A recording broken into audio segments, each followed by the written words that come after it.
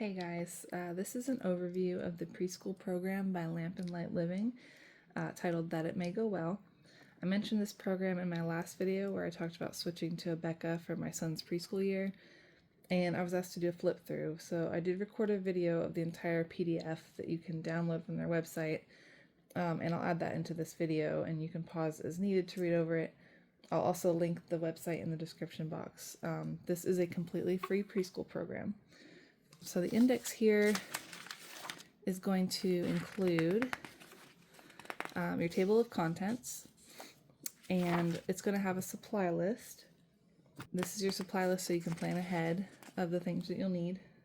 And this is a very scripture-based program, which I really liked about it. They really encourage daily Bible reading along with the memory verses, which you focus on for 5 weeks at a time.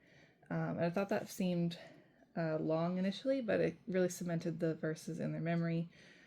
Both my then 4 and 2-year-olds, and my own for that matter, actually.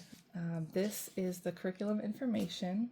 This is how it works. I did cut down some of the daily rhythm and the activities when I took Reagan through this, because I didn't want it to be taking up too much time being her first year of school, especially being pre-elementary, but I did want an established routine and that organized way of teaching that curriculum gives, which I know that's not everybody's cup of tea for the early years or even beyond that, but that's okay because it works for us, and my kids genuinely enjoy doing school. They ask for school during the day, and I love a list, even if we need to modify. So you can pause this if you need more time to read this, but just know we did not spend an hour on this every day.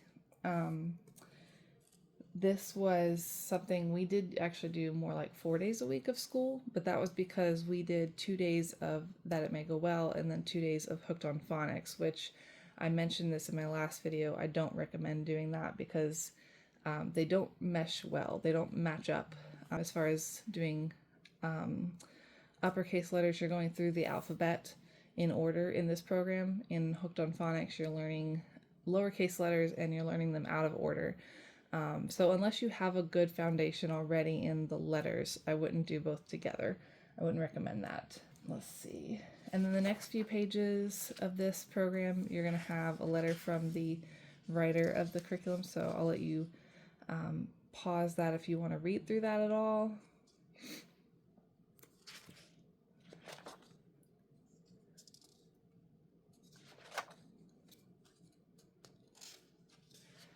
And then you have your learning basics. I recommend the handwriting without tears letter formation, which I did go and print out myself. So that's not included in this, but they did recommend this. So I had that printed out along with this. And then you have your week. So this is what your week is going to look like. So each week you're going to start with your daily rhythm. This is going to be every day that you go through this section, and you're going to memorize your verse. You'll start with prayer, worship, Bible reading. Sometimes I did do worship music that I would play in the background, and other days I would just do like a Life Kids Bible adventure video that I'd find on YouTube. There's a couple other great channels like that, but I didn't do that every day. And then also reading a book. I'm doing a lot better with that this year, doing read alouds. We have a really great list of books now this year, a good collection that I've got in our school supplies that I'm excited about. But last year I didn't do as well with the reading and the books every day, but I do have a really great collection this year I'm excited about. And then each day you have a coloring page or an activity page, and then you usually would have a letter one day and a number another day. The first week was an introduction to the entire alphabet, and then to the numbers 1 through 10 and the shapes.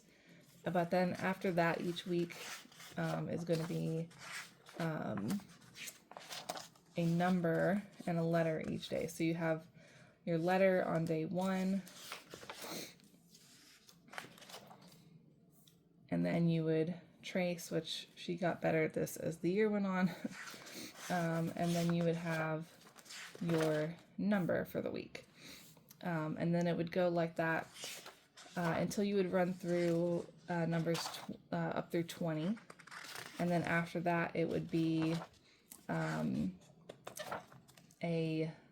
just like basic math. So there was some counting and some addition. And I did, you might notice in the early weeks especially, I was printing out a second set of sheets for Asher. And he wasn't part of the preschool. We weren't doing preschool with him. However, I did like to have something he could work on, mostly just to scribble on. As you notice, he's not really coloring. He wasn't really into coloring last year, and he's really just getting into that now.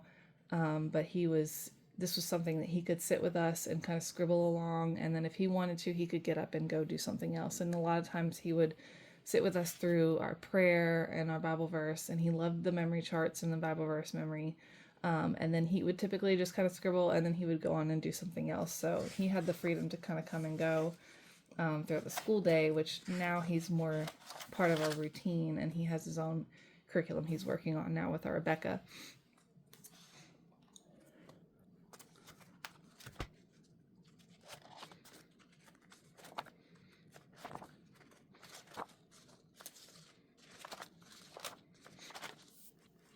Now there is both a midway and end of year assessment.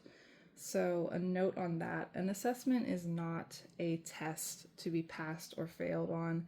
This shows you what they understand and where to spend some more time. Some of this, like writing her name and writing the letters, as you can see, we didn't do that in the mid-year assessment. These were things that she struggled some during our school year, but literally less than a month later, after we'd finished our school year, she was writing the letters that she knew that she was most confident on, and writing her name on just any scrap paper that she found. So this was just something that gave us an idea of, okay, she knows her letters. I could point to these and she knew them without hesitation. She knew her numbers without hesitation. Her writing and drawing was something that I would say, okay, this is where we need to spend a little bit more time. She knew her shapes and colors, but this just gives you an idea of like, okay, so this is stuff that we're not going to really have to spend extra time on. We can do the lesson and move on. We don't need to sit there and review this at all. However, her writing would improve throughout the year, and especially towards the end of the year. Her tracing got better, her writing on her own got better, but it was really after the school year ended that she really had the confidence to kind of stick with her writing on her own rather than tracing. So I would say that as an encouragement, if there's something that they're really not getting, there's not a time limit on that. This isn't something where they have to finish by the end of the school year or they're behind. So that's kind of an idea of what that program looked like for us. That is the preschool program that we used for Reagan, and it did work for her. I like the Bible aspect of it a lot, and I'm taking some of the aspects of this, some of the memory charts and some of the routine, and I'm bringing that into my year now with the Rebecca, because curriculum, I've heard it said before, and I really agree that curriculum is a menu. It's not, it doesn't have to be all or nothing. That is my flip through on that program. So I hope that this was helpful if you were interested in this. If you had any other questions about it, feel free to comment. And remember that that's a free program, so that was another big deciding factor for this one, was just because it was our first year. I didn't want to do anything too rigid and too serious, because we were just establishing a routine, and that was something that was important to me. And so I hope you like that.